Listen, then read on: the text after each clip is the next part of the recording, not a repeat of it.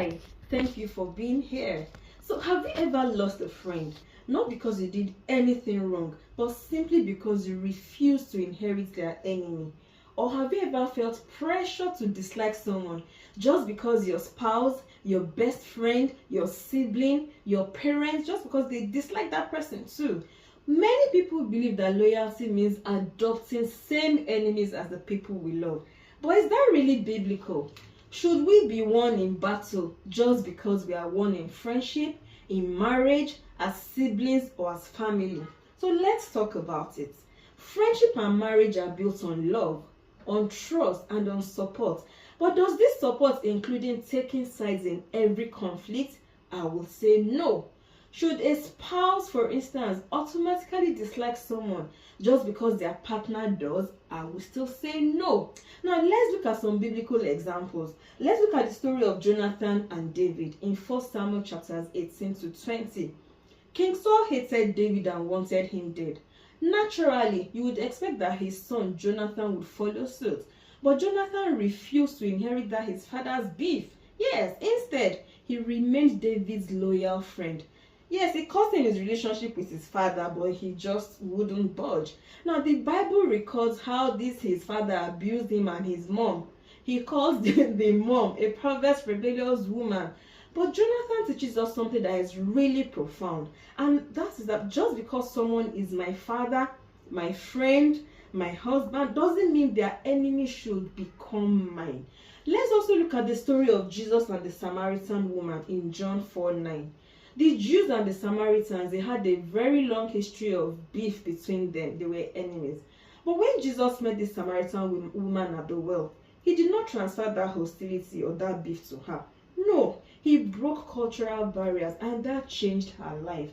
Now imagine if Jesus had inherited the people's enemies. That woman and the many other Samaritans, they would never have received salvation. They would have simply remained in darkness. Now imagine that. Let's also look at David and Shimei. We find this in 2 Samuel 16, 5 to 13, 2 Samuel 19, 18 to 23, 1 Kings 2, 8 to 9, and 1 Kings 2, 36 to 46. Shimei was a Benjamite from Saul's house, and he cursed David when David was fleeing from Absalom. In fact, he threw stones, he cast dust. So later, when David regained his freedom, and he regained the throne, people expected him to take revenge, but David was like, nope, I won't do that. But before David died, he told his son King Solomon what happened and just asked him to deal wisely with Shimei. So now Solomon placed Shimei under house arrest, forbidding him from leaving Jerusalem. But Shimei disobeyed. He ran after his runaway slaves. So because of that, Solomon had him executed. Now imagine if David had listened to the warriors. He would have wasted his time fighting a battle that was not necessary at that time. So sometimes people will pressure you to fight wars that God never assigned to you. People do that, but you just have to be sure that you do not listen to them. What happens when we inherit enemies? Number one, we might judge unfairly. You might dislike someone based on one-sided story, and you don't even know the gist. You don't have the full gist. Another thing is we might carry unnecessary burdens. You waste your energy. You will get drained fighting another person's battle. Energy that you use to walk your walk in life. Sometimes we block divine connections. Yes, that person that you're hating might be your God-sent blessing, might be your destiny helper. Then it also makes us to disobey God's command to love. Jesus told us to love our enemies, not to borrow another person's enemy. Matthew 5:44. So some people might say, oh, but doesn't loyalty mean that I stand with my friend through thick and thin? Yes, but there's a difference between standing with your friend and hating someone on their behalf. Romans 12:18 says, if it be possible, as much as lieth in you, live peaceably with all men. Proverbs 18:17 tells us that the first to present his case might seem right, till another person comes forward and questions them. So loyalty doesn't mean you should be blind. No, it means supporting your friend without compromising righteousness. Now, what if your friend expects you to take sides and they get angry when you don't? Well, I'll say for one, be honest. Politely explain to them that you're not taking sides because you were not directly involved and you want to stay neutral. but supportive. Yes, you can comfort your friend without necessarily hating their enemy. Then remind them of God's word that we read in Proverbs 18:17. Yes, remind them. So sometimes you might not even have the full story. So why meddle in their affairs?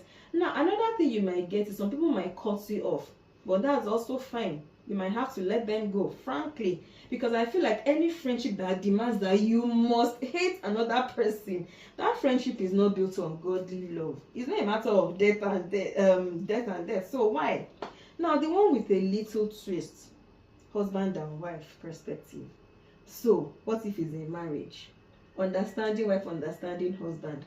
Are we not meant to be united in everything, including enemies? Well, yes. Genesis 2:24 tells us that once we are married, we are one. But wisdom is also key. If your spouse has a dispute, support them, but please don't add fire. Don't add petrol to the fire. Please be the voice of peace instead. A godly spouse should help to resolve conflicts, not to escalate them. Let's look at the story of Abigail, Nabal's wife, in 1 Samuel 25. She prevented David from shedding unnecessary blood, including that of her husband. So David was enraged because Nabal refused to provide food and supplies for David. After his men know they have protected Nabal's shepherds. Not only that, they insulted David, called him runaway servant and all of that. And in anger, David was like, I'm going to deal with you.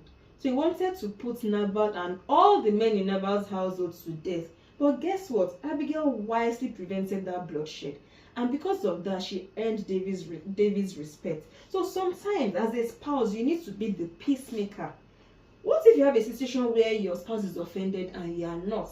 I'll still say pray for wisdom, but don't inherit enemies. Yes, don't be insensitive, but don't inherit enemies as well. Try to find that balance.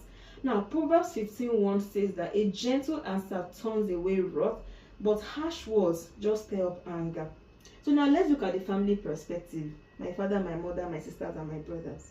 What if my parents or my siblings have a long-standing battle with someone? Am I obligated to continue it? I would say no. Yes, Exodus 20:12 says we should honor our father and our mother, but I don't think honoring them necessarily translates to inheriting their grudges. You can respect your parents without adopting their conflicts. You might even be the one that will break this cycle of generational beef. Yes, you find that some families, they will pass down this beef, this enmity like an inheritance. So as if it's money and house. Oh, we don't talk to that family, stay away from them, and they will keep going from generation to generation. Why? See, Proverbs 17:9 says, he that covereth a transgression seeks love, but he that repeateth a matter, you are separating very friends. So you can choose peace. Or your sibling, if your brother or your sister fights someone, don't rush to hate the person. Ask yourself this question: do I even have both sides of the story? Yes, Proverbs 18 tells us that answering before listening is what? Folly and shame. Please, let's even look at Jesus in the Bible. Jesus did not inherit family conflicts. Yes, he never inherited personal beef, even with his earthly family ties. Instead, he taught us love. He taught us reconciliation in the Bible.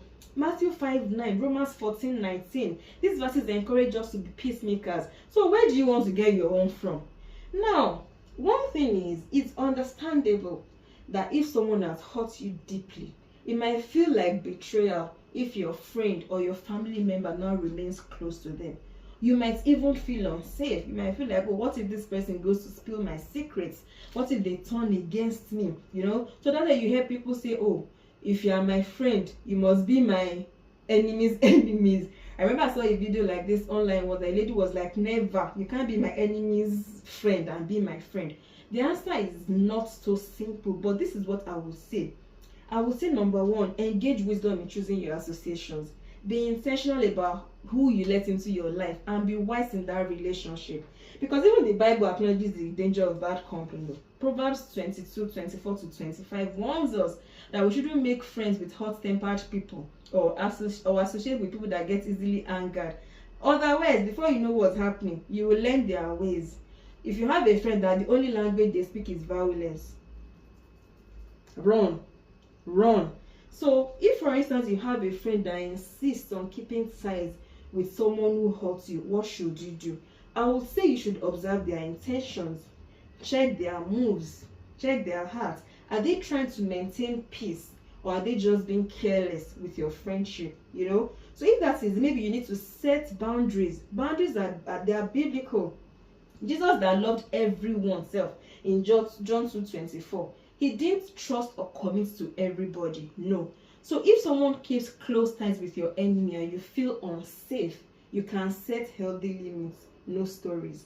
Now, number 2, how do you handle betrayal or fear if a friend's association with your enemy makes you feel betrayed? I'll say don't react in anger. No, don't do that. Instead, express your concern to this your friend. Matthew 18:15, if your brother or your sister sins, point it out to them between both of you. Talk woman to woman or man to man. Tell them how it makes you feel. Some people don't even realize they are hurting you. Someone like me now, I don't really like fights. So you just be there hurting for nothing. Then pray for discernment, because not every friendship is meant to continue. That's the truth. If you see danger, just take refuge. You understand? Don't go and pay the penalty. Proverbs 27:12. Don't go and pay the penalty for being stupid. If that friendship is compromising your peace, it might be best to distance yourself. Now let's look at the third thing, loyalty versus bitterness. Loyalty does not mean you should share hate. I've said it earlier. It just simply means you stand for what is right. The Bible even warns us about holding offenses for too long. Ephesians 4:26-27. Don't let the sun go down while you are still angry, and don't give the devil a foothold. I remember what we also saw in Romans 12:18. Live peaceably with all men. So if someone hurts you, it's understandable to set boundaries for yourself. But forcing another person to share that same hatred, I think it's unhealthy, to be honest.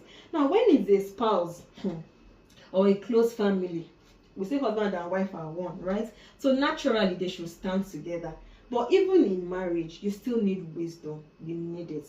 So if your spouse sees something that you do not see for whatever reason, be open to listening to them.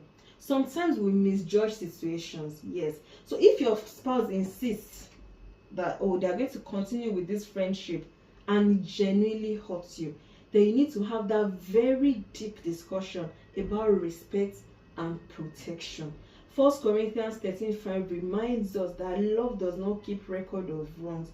But that same love does not mean you should expose yourself to harm unnecessarily. So you might need to discuss it, and both of you need to agree on taking only the godly perspective together.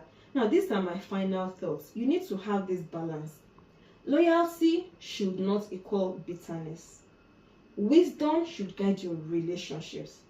Honest conversations can bring understanding. Peace is better than inherited enmity. And don't let inherited battles steal your peace. The next time you are tempted to inherit an enemy, ask yourself, is this fight really mine? Or am I just carrying a battle that God did not send me on top of my head? Love people, but be discerning, and most importantly, let God guide your relationships. Not pressure, not peer pressure, not we attended the same primary school, not we grew up together. No. So I ask you this question: have you ever inherited an enemy? And how did it turn out?